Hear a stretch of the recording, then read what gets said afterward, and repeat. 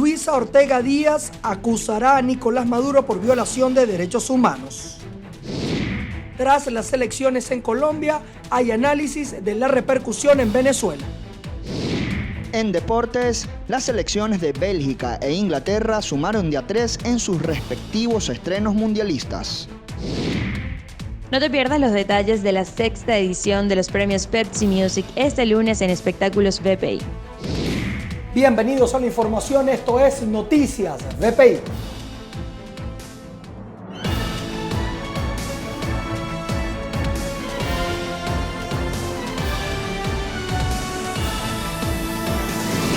Desde nuestros estudios en Caracas, Venezuela, le damos la más cordial bienvenida a el repaso informativo de las noticias más relevantes que ocurrieron acá en Caracas, Venezuela y en el mundo. Vamos a comenzar de inmediato con este pronunciamiento que dice la fiscal general de la República, Luisa Ortega Díaz, quien asegura va a acusar al presidente Nicolás Maduro. También las Naciones Unidas pide que se cree una comisión para que se investiguen los temas de derechos humanos y violaciones de derechos humanos acá en Venezuela.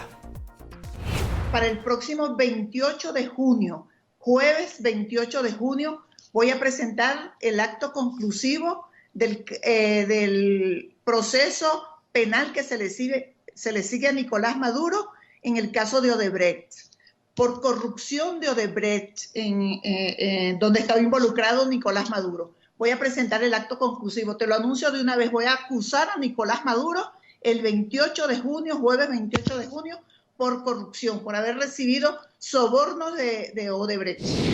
La Organización de Naciones Unidas pidió que se cree una comisión que investigue las violaciones de derechos humanos que ocurren en Venezuela y confirmó que mientras tanto continuará haciendo un seguimiento a distancia de la situación en el país.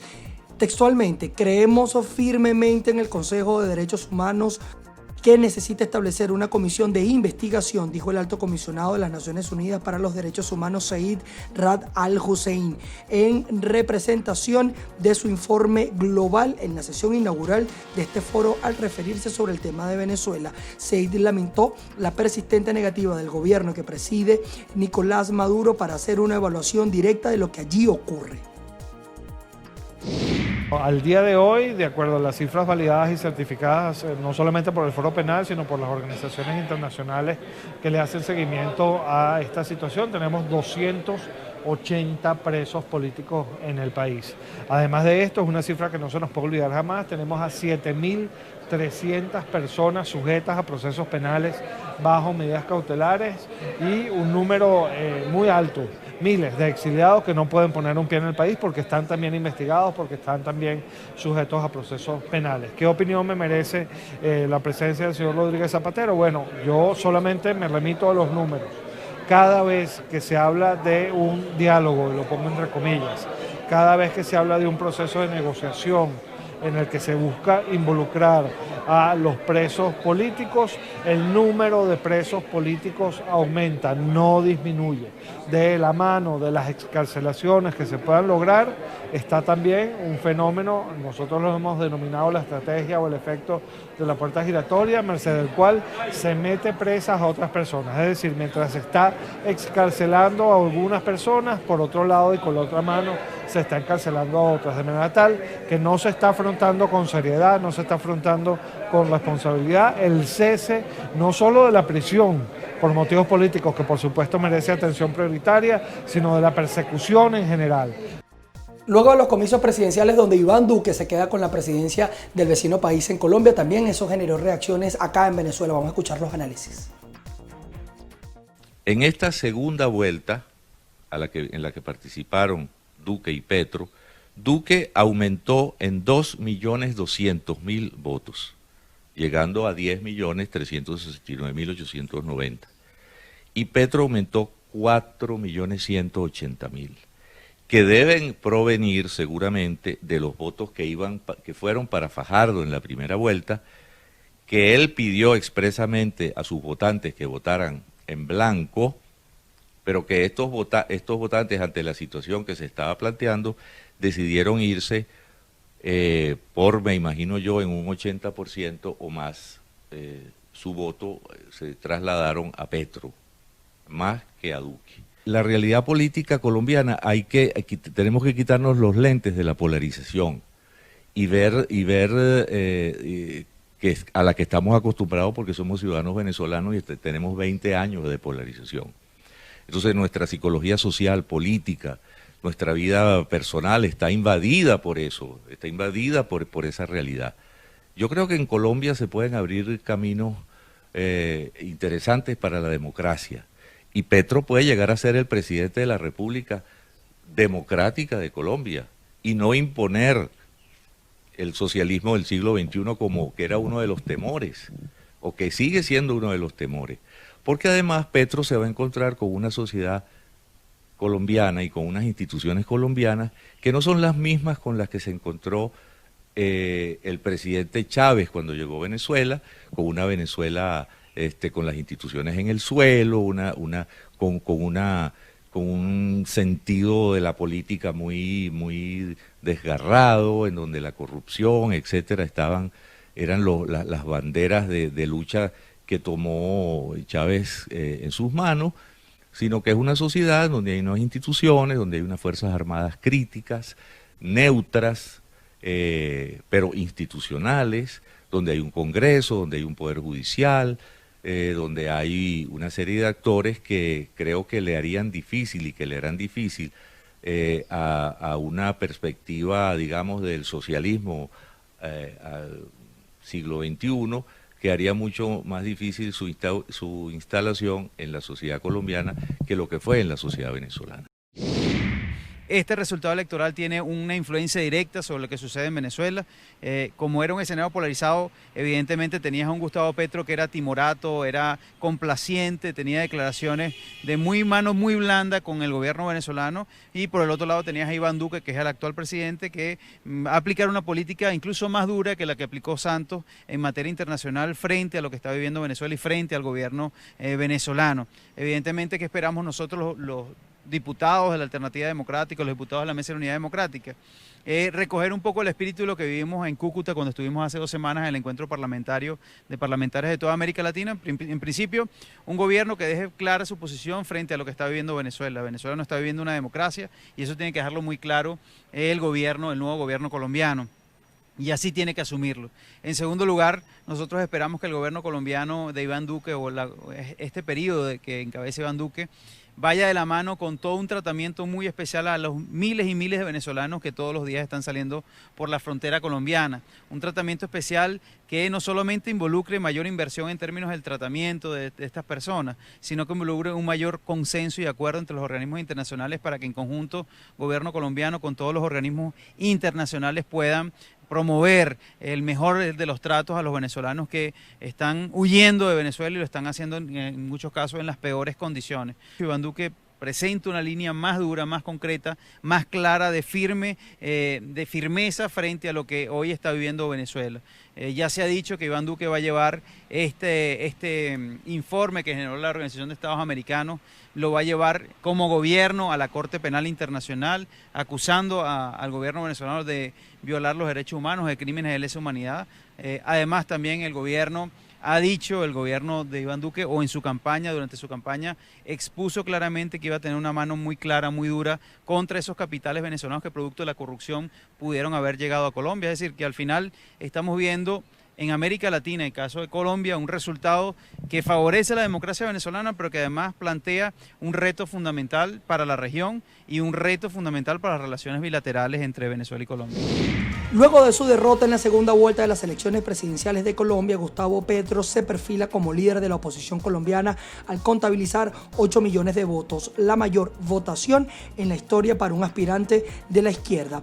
Aquí no hay derrota, volvemos al Senado no a ver cómo se negocian los articulitos, sino para recorrer las plazas públicas, dijo Petro en su primer discurso tras reconocer la victoria de Iván Duque.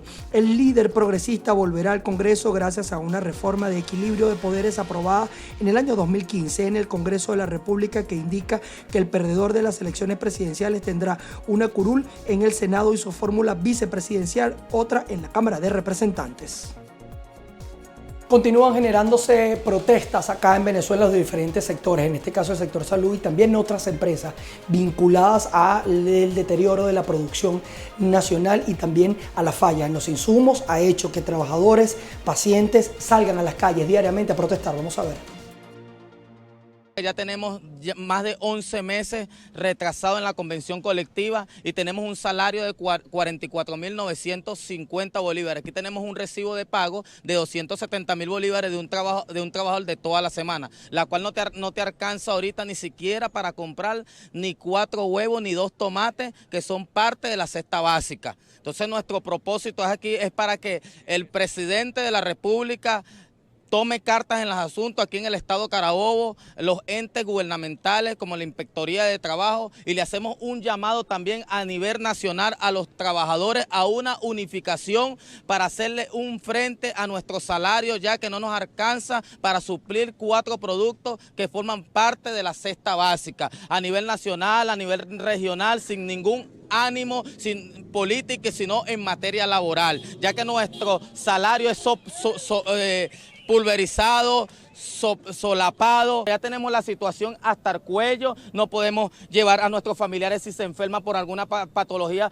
para gozar del HCM, porque tenemos un HCM de 6 millones ya devaluado y la empresa totalmente cerrada. La empresa produciendo de 19 máquinas, estamos operativas 4 máquinas, pero tiene la posibilidad de operar 3 máquinas más, de 10 millones de litros y medio que te está diseñada la planta de producir mensual. Caímos a 3 millones, ahorita estamos a 1 millón y no llegamos a 1.500.000 de litros mensuales. Eso ha creado una incertidumbre en la empresa y en los trabajadores, por los bajos volúmenes de producción, porque no queremos que la empresa haga como hizo Kelo, como hizo Fundimeca, como hizo General Motors. Este lunes, médicos integrales de diferentes instituciones públicas del país protestaron exigiendo mejoras salariales al gobierno venezolano y convocaron a un paro indefinido para presionar al Ejecutivo Nacional y dar respuesta a su solicitud. Estos profesionales de la salud destacaron que quincenalmente solo reciben 1.300.000 bolívares, lo que hace insuficiente para cubrir los gastos básicos como transporte y alimentación. El anuncio lo publicaron a través de la red social Twitter de Mauro Zambrano, dirigente sindical de hospitales y clínicas de Caracas, aunque no precisaron cuándo tendrá lugar esta medida. Estos médicos integrales son los profesionales de la salud egresados del programa de medicina integral comunitaria. Este proyecto buscaba otorgar títulos de medicina de una manera más fácil para poder atender las necesidades de la población. Hay que entre todos elaborar un plan de lucha para la defensa de esos compañeros que están presos, para que no siga ese proceso de encarcelar a uno y suelten a otro. Yo creo que estamos en el deber de hacerlo. Todos. Estamos en el deber de defendernos todos, porque es la única manera de enfrentar a un gobierno que se esconde permanentemente, en hablar de amor, de diálogo. Fíjense que Maduro con la gente que no es que les dio la libertad, sino que simplemente bajo presentación y todo lo que ellos les da la gana, están en la calle. Bueno, le hablaba de diálogo, de amor, y después vino el ministro López y dijo que me iba a meter preso a mí, que me iban a poner los ganchos. Entonces ahí tú ves el doble discurso, ¿eh? Tú ves el doble discurso permanente. O sea, simplemente la utilización del poder. O sea, recuerdo que antes hablaban mucho de la guerra asimétrica. O sea, cuando los gringos los atacan, es asimétrico. Pero cuando ellos atacan a uno, a la dirigencia, ahí no es asimétrico. Nosotros no tenemos el poder del gobierno. El poder lo tienen ellos.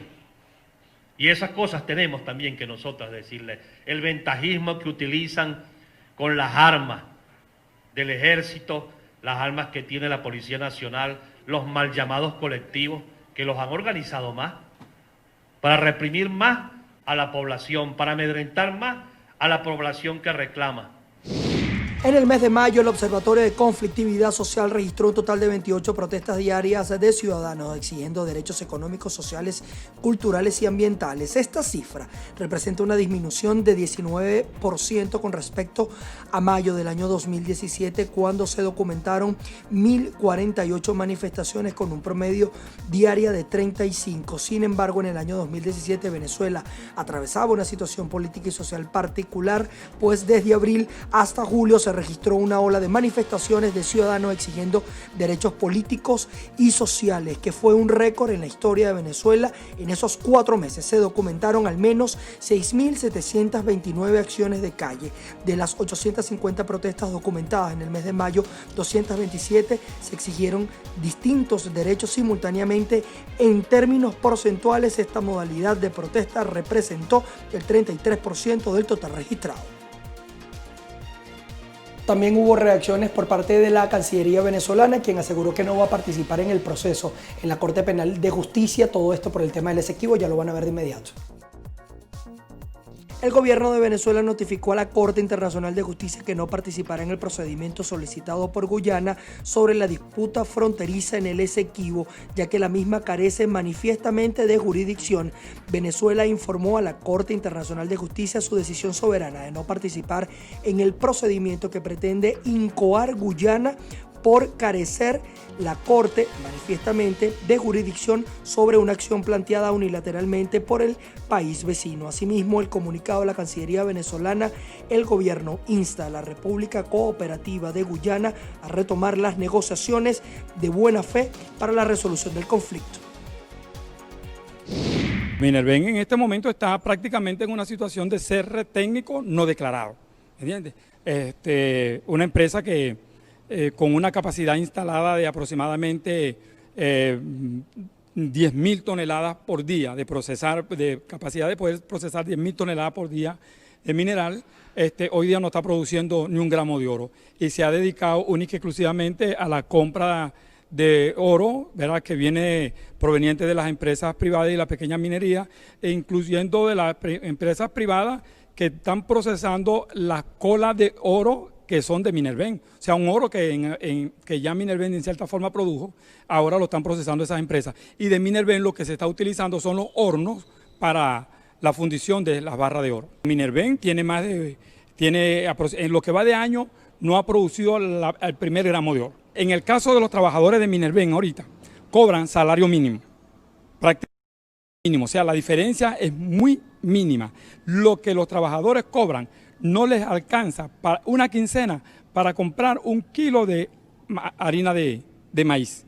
Imagínate tú comprar un pollo, por decir algo, un pollo cuesta allá 3.500 bolívares el kilo, y yo gano 3.000 bolívares al mes. ¿Cómo hago yo para comprar? Entonces, y estando en una empresa que debería ser la segunda PDVSA en cuanto a ingresos se refiere para el Estado venezolano, porque Minerven tiene la capacidad para producir por lo menos 1 tonelada de oro por mes y no está produciendo ni siquiera 1 kilo. Ha llegado el momento de hacer una pausa, no se aparten porque vamos a regresar con mucha más información.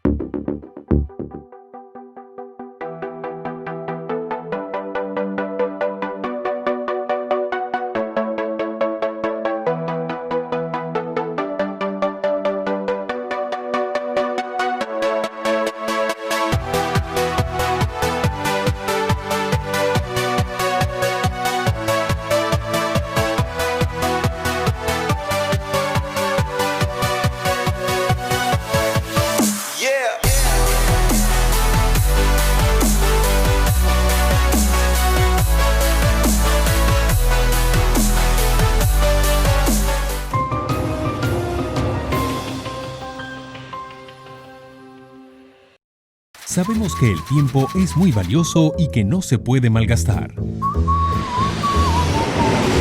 Es por eso que en K-Export te ofrecemos salidas de envíos aéreos desde Estados Unidos a Venezuela 2 veces por semana.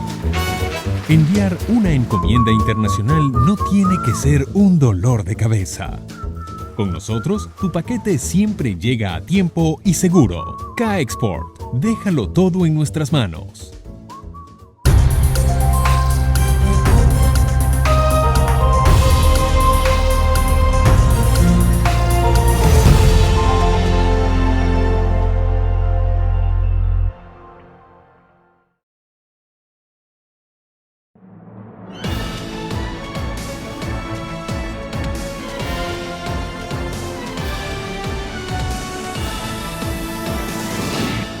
Gracias por seguir en nuestra sintonía. Vamos a revisar lo que es noticia fuera de nuestras fronteras.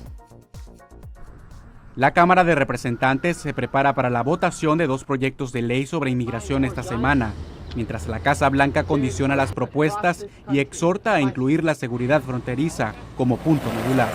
El presidente Donald Trump aseguró este lunes que el tema migratorio es el causante de los problemas del país y acusó a los demócratas, pero también recalcó sus prioridades. Necesitamos seguridad. Debemos cuidar a nuestra gente. Miren las muertes y la destrucción. Ese ha sido el costo de la gente que ingresa a este país sin pasar por un proceso. Queremos un sistema de inmigración basado en el mérito. Trump también se refirió a la actual crisis que tiene lugar en la frontera con México. Estados Unidos no será un campo migratorio y no será un edificio de retención de refugiados. En el mismo tono, la secretaria de Seguridad Nacional, Kirstjen Nielsen, también envió un mensaje a los legisladores. Tienen una opción. Si desean proteger nuestras fronteras, si quieren mantener a las pandillas, tales como MS-13, fuera de nuestras comunidades, si desean restablecer el Estado de Derecho, deben cerrar la brecha legal. Los 2 proyectos que están sobre la mesa darían una vía legal a un grupo de inmigrantes y proporcionarían cambios radicales en la inmigración legal. Pero en el Congreso pareciera no existir consenso aún, de acuerdo a las opiniones del demócrata Jimmy Gómez y el republicano Mario Díaz-Balart. Ninguno de los proyectos realmente ayuda a los soñadores, y lo que terminan haciendo, si lo hicieran, es ayudar a los soñadores, a costa de sus padres y hermanos y de todo tipo de población inmigrante en Estados Unidos. Pero lo importante para mí es un proceso de legalización a los soñadores, no a los DACA solamente, que son aproximadamente 650,000 lo que quedan. Estamos hablando de casi 2 millones de individuos. Legalización con ciudadanía. Para eso estoy dispuesto a negociar muchas cosas. Jorge Agobián, Voz de América, Washington. Varias protestas se sucedieron a lo largo del país en contra de la separación de menores inmigrantes y sus padres en la frontera. Una de ellas fue encabezada por el congresista demócrata Beto O'Rourke en El Paso, Texas. Esto es Estados Unidos, así que o somos esa política o somos esta. Mientras, en Nueva Jersey, otros miembros del Congreso hicieron una inspección sorpresa a un centro de detención de inmigrantes para intentar reunirse con solicitantes de asilo. Estos legisladores consideran antiestadounidense la política de tolerancia cero impuesta por el presidente Donald Trump. Sin embargo, la secretaria de Seguridad Interna, Kirstjen Nielsen, explica que cualquier inmigrante que entre de forma ilegal debe ser procesado y, dado que los menores no pueden entrar en las prisiones de adultos, son separados de sus familiares adultos y recluidos en otros centros. Ha habido mucha desinformación entre la prensa y los defensores de inmigrantes últimamente, que argumentan que estamos haciendo cosas inhumanas, crueles y deplorables. No estamos haciendo nada de eso. Estamos implementando las leyes aprobadas en el Congreso para proteger a nuestras comunidades. Según el Departamento de Seguridad Nacional, casi 2.000 menores inmigrantes han sido separados de sus familias entre el 19 de abril y el 31 de mayo, forzando la instalación de campamentos y provocando protestas entre las comunidades circundantes. Por su parte, el jefe de la patrulla fronteriza, Manuel Padilla, justifica los cambios realizados por la administración como necesarios para disuadir a los inmigrantes de cruzar ilegalmente. Desde Naciones Unidas, el alto comisionado por los derechos humanos, Zaid Rad al-Hussein, también ha instado a la Casa Blanca a detener la separación de familias inmigrantes. Arturo Martínez, Voz de América. Nuestro compañero John Ramos ya está listo para darnos detalles de qué ocurrió el día de hoy en la Copa del Mundo Rusia 2018.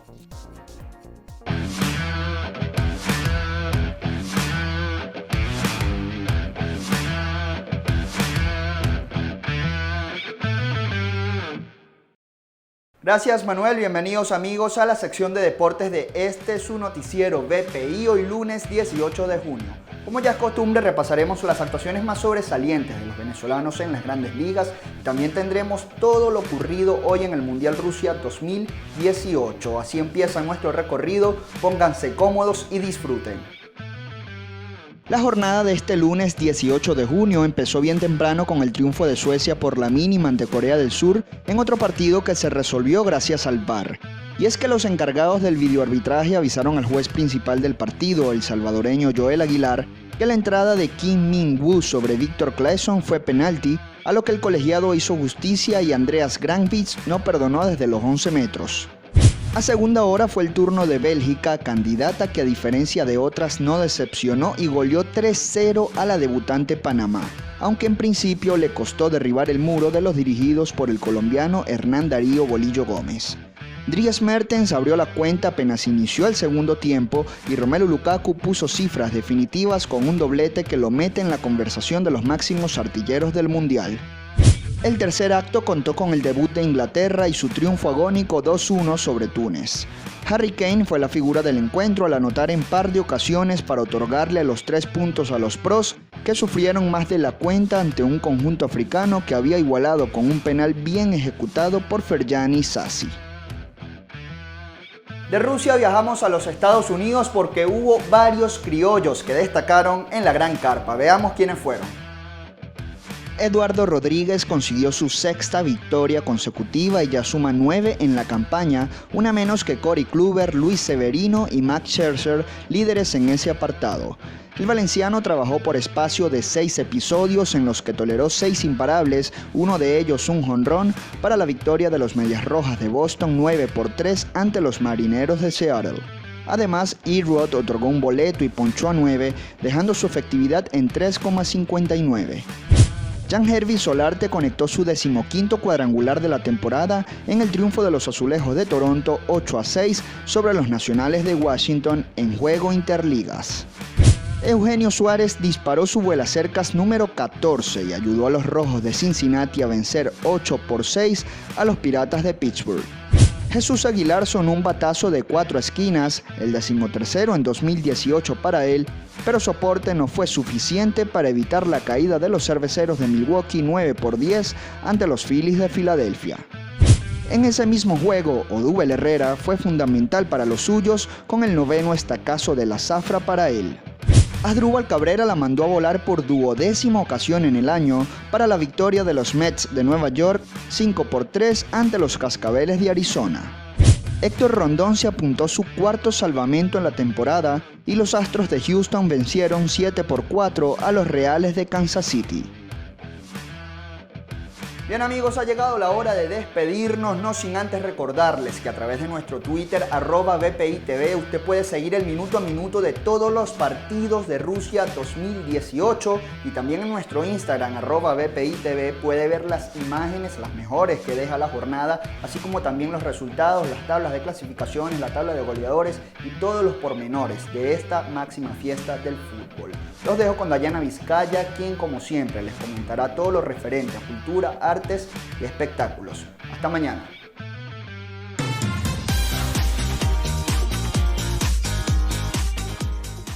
¿Qué tal amigos? Bienvenidos a la sección de espectáculos de este resumen de noticias BPI. Comenzamos hablando de la 6ª edición de los premios Pepsi Music, que ya abrieron sus postulaciones para todos los artistas que presentaron proyectos desde 2016 hasta diciembre de 2017. Este lunes comenzó la fase de postulaciones para la 6ª edición de los premios Pepsi Music, que se realizará a finales de este año. La marca con este anuncio confirmó el inicio de la cuenta regresiva más esperada por la industria musical venezolana. Para esta 6ª edición se evaluará el trabajo musical hecho en Venezuela desde el 1 de enero de 2016 al 31 de diciembre de 2017, el cual será reconocido este año en más de 18 géneros. Los artistas que hayan trabajado activamente en sus proyectos musicales durante ese periodo o sus managers Pueden postularse solo con ingresar en www.academiapepsimusic.com y completar el formulario. Pasamos a hablar ahora de otra artista venezolana, Kerly Ruiz, quien contó su experiencia cuando fue estafada para poder entrar a un prestigioso canal de televisión. La animadora venezolana Kerly Ruiz fue invitada especial de la más reciente edición del programa de la periodista Shirley Barnaghi. Allí, Kerly habló abiertamente de su familia, su carrera, sus relaciones amorosas y sus controversias, que la han perseguido desde que inició en el mundo del entretenimiento hace más de 20 años. De hecho, la presentadora reveló que desde siempre anhelaba ser famosa y dar autógrafos. Siempre soñé con estar en televisión, esto nunca lo he contado. A los 6 años quería estar en Radio Caracas y pasaba cuando subía por Quinta Crespo yo decía, mamá, yo quiero ser famosa, yo quiero firmar autógrafos. Además, Ruiz confesó que a su madre la estafaron cuando ella tenía 6 años, porque le prometieron que formaría parte de un programa infantil que se transmitiría por RCTV. A mi mamá la engañaron, una señora le quitó un dinero a mi mamá y le decía para que yo iba a estar en un programa en Radio Caracas y yo todos los días me aprendía mi parlamento, me tenía mi ropa, ese día nunca llegó. Mi mamá va a la recepción de Radio Caracas y dice, ¿cuándo mi hija va a grabar? Y nos dicen, no, aquí no hay nada de esto, señora, yo creo que usted la estafaron. Yo recuerdo llorar desconsoladamente en la puerta de Radio Caracas y viene saliendo Franklin Virgües y dice, ¿qué le pasa a esta niña? Denle una chupeta, ¿qué es lo que ella quiere? Y yo gritaba, yo quiero una oportunidad de que me conozcan con 6 años. Y la recepcionista dice, vamos a llamar a la producción de Ay Quiero a los Niños para que conozcan a esta niña, porque mis llantos eran incontrolables en la entrada del canal. Desde ese día inicié mi carrera. Me hicieron un casting y duré más de 10 años en Radio Caracas Televisión. Cerramos ahora hablando de Shakira, quien mostró su lado más tierno al celebrar la primera graduación de su hijo mayor, Milan. No solo el éxito de su gira El Dorado Tour es motivo de felicidad para Shakira, pues la artista celebró dichosa la graduación de su pequeño Milan. Su hijo mayor terminó la etapa infantil para comenzar la primaria en la escuela, y ella, junto a los abuelos de Milan, estuvieron apoyándolo de manera entrañable. Con camisetas estampadas con la foto del niño, posó la barranquillera junto a sus padres y sus suegros. Un detallazo precioso que Shakira compartió en su cuenta en Instagram. Milan ayer se graduó de educación infantil y entra ya a primero de primaria. ¿Cómo pasa el tiempo?, escribió el artista de 41 años junto a la tierna imagen. Su pareja Gerard Piqué no pudo estar debido a motivos mayores. El futbolista es uno de los integrantes del equipo de la selección española y se encuentra jugando en el Mundial.